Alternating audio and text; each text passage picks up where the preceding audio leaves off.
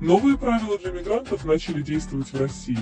В России вступил в силу федеральный закон, согласно которому иностранцы обязаны сдавать экзамены в том случае, если рассчитывают жить и работать в стране.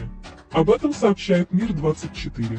Согласно официальному документу, иностранные граждане с 7 июня обязаны подтверждать знания по русскому языку, истории и основам законодательства.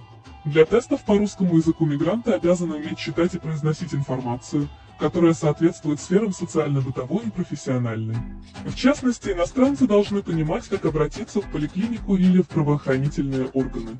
Экзаменаторы также оценят умение мигрантов заполнять бланки, документы и заявления, а также знание миграционного законодательства. В тесте на знание истории России иностранных граждан попросят назвать столицу РФ и некоторые другие крупные города,